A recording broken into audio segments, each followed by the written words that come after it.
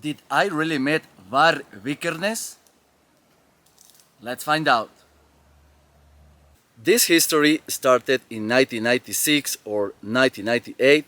It's been a long time. When I get my first information about this Norwegian music movement called black metal or true Norwegian black metal.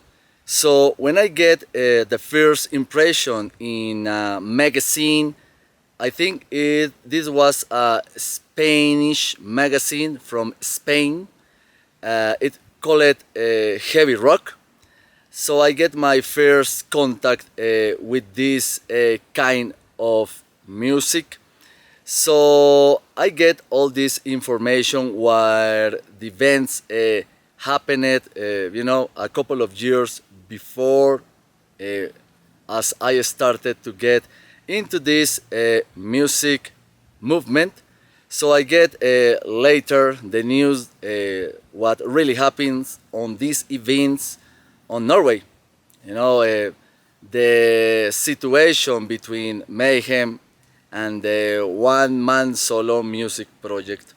So when I received those news around that time, it was very significant for me. It was really, particular. It was different, and I feel very interesting. I was like a teenager during those times, so I was really interested to get more information and to get a CD or something that I can try to listen this kind of music before I get into the long way of information about this music project. So it was like the years go passing, year by year and day by day, time by time, and I was get a little bit more information about that. But if you remember, during those times at the end of the 90s, we don't have internet, so it was a little bit difficult for us to get information about this, what happens, after all this, situation in Norway. So after that, I bought my first one solo music project CD, the unforgettable, the masterpiece, the beauty of Philosophen album. So it was really interesting about the artwork. It called my attention because it was not like a regular artwork of some kind of metal band. Maybe you probably know what I am talking about. So I was really curious. I was really interested about the artwork, about the titles of the songs, and well, I put this CD on my stereo. So it was like a really strange sound for me, but it was nice. It was my first contact with this one solo music project. So after I listened Philosophen, I started to get a little bit more information about the discography of the band. How many albums this band, if we can call it, have. It was released. So while I know that it was only one musician that plays all the instruments in their albums, so it was quite interesting for me. After it's been a long time, and after I think it was like after 10 years, more or less, maybe more, we started to get more information about this music project, about new releases like Belus, like Fallen, Kimstar, and the change sound. It was particularly interested because we probably remember Aske or the debut album Dertson Engavar or even Ibis Lisetaros, that the sound it was more aggressive, more raw, more dark. So we started to get more information about his point of views, through this YouTube channel, Thulean's Perspective, and we, to interact more with him. Also, we get some points of view from him about life, about wilderness, about the music, about the family, about the world, about politics perspective, about everything that a human being can think in his life. So I started to develop this interested mission to try to approach to him. It was my very first time in Europe, so I told to myself, if I have only one chance to meet him, I will do all my best to try to meet him. Uh, so I started to watch all the videos of Thulean's Perspective, try to get some more information about others' documentaries, about some kind of magazines, some kind of text, digging a little bit on the internet about his life, about what happens after their release from the prison in Norway. So I get the information that they moved to France with his wife, called Marie Cachette. Also, and he have a bunch of kids. He have a little bit or big family members.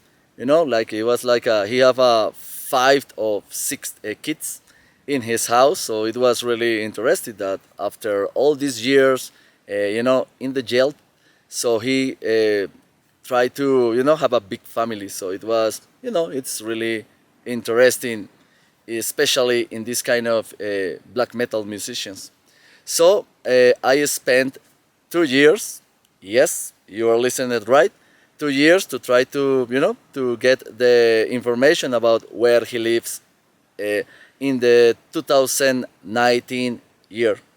So after after 2 years, doing my research, trying to get all the information, I finally found the place where he lives. The year of this discovery will be put in the description of this video. You can see the date down below.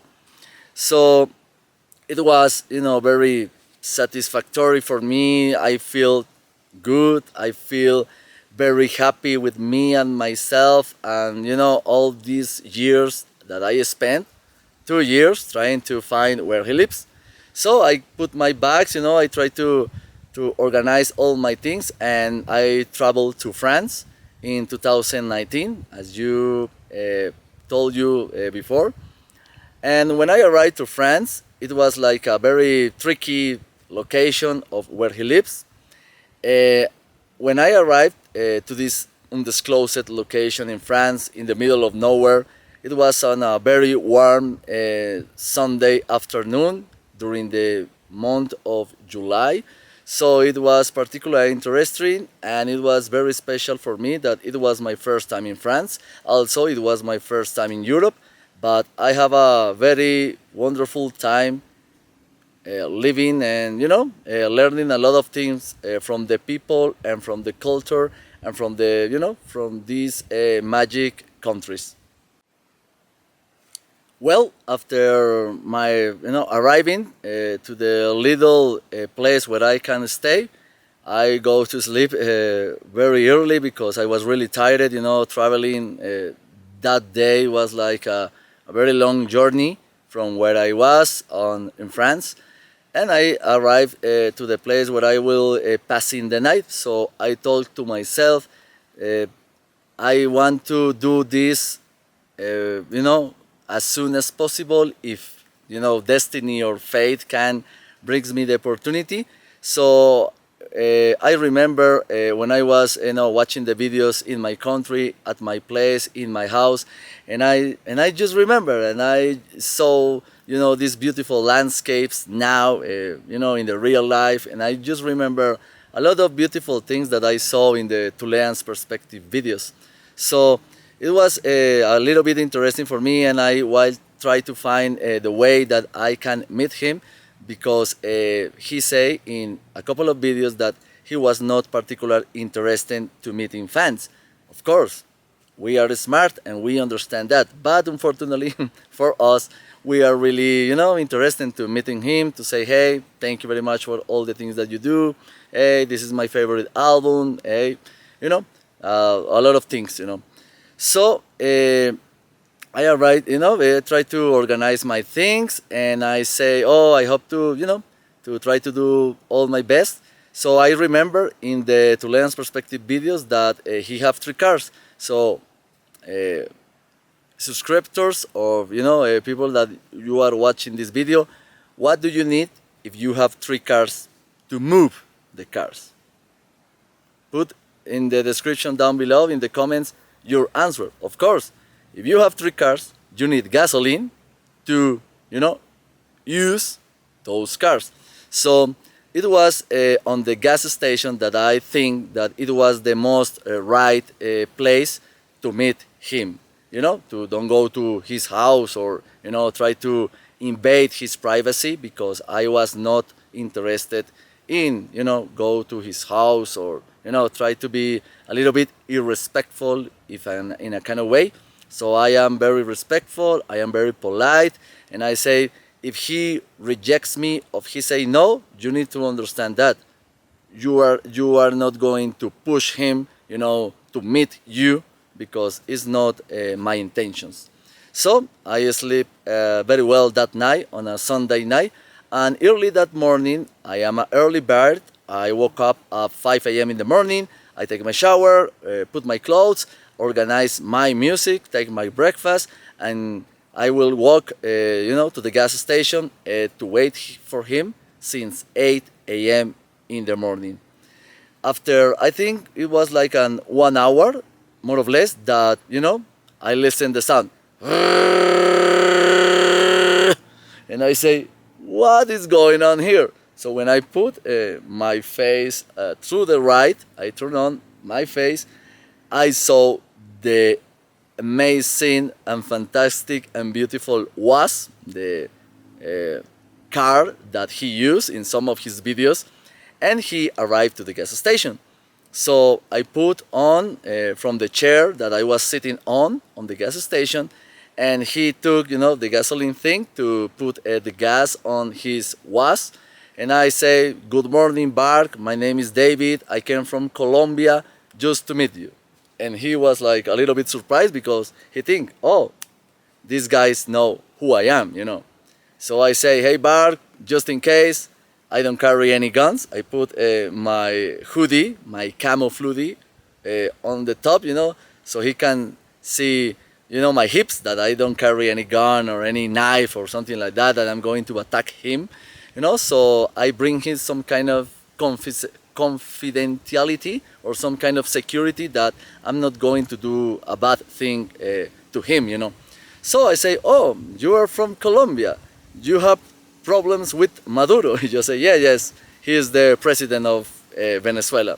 He was, at this moment, he was really wise, because I say, oh, he knows who is Maduro. He knows where is Venezuela. So he's very wise. He read a lot. That's what I think. So thank you, Bart, for all your amazing work that you do during all these years.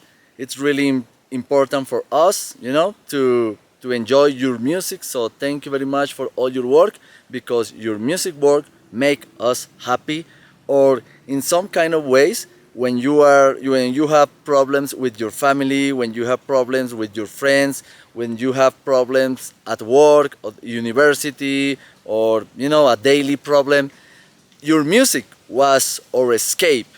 We put your music in our sound systems, or maybe on our mobile phones right now, and we disconnect all this bad situation from our lives, trying to canalize, trying to listen your music. So your music is a relief for our lives, so it's really nice for us. So he say, oh, thank you, David, I never think that, I never took that, and my music was like a healing, for a lot of people around the world.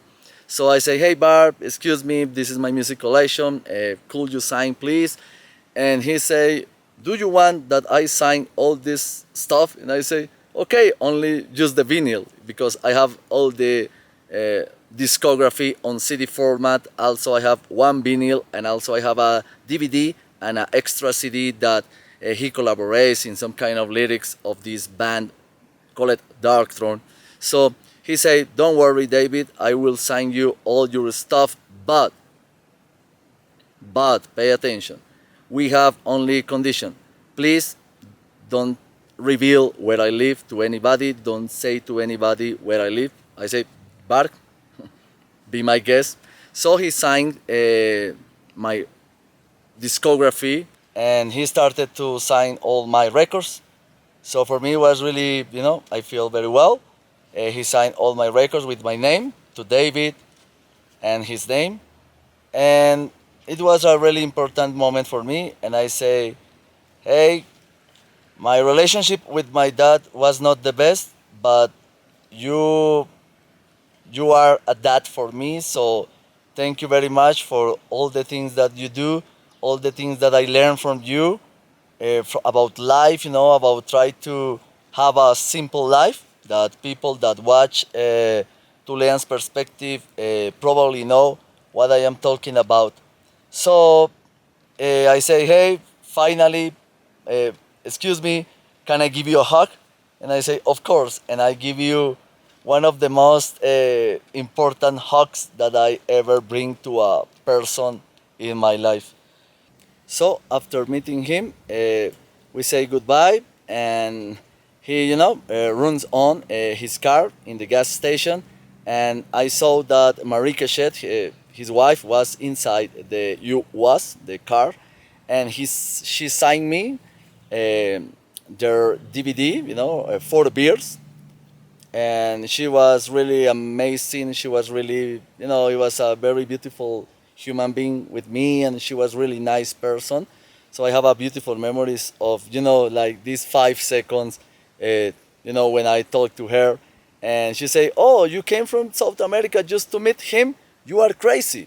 And I say, "Yes, crazy like him," referring me to Varg. So we laughed a lot, So they, they just run out of this car, and I was just sitting in the gas station, and I say, "Hey, goodbye, Bark," and he, he bring me the sound of the car, beep beep, and I say, "Hey, goodbye." So it was like a very funny moment, an amazing experience. It was like I think it's probably the best experience of my life. So this was my, my story of life about how I met Varg. Also, I want to say thank you for all the support that people around the world brings me, in my pages. Even if, we have some kind of censorship about, why on, social media. But I hope that every person in the world enjoys his music, enjoy his legacy, celebrate his life every year when he was on birthday. Very important. And this is a very interesting history. It's very interesting history.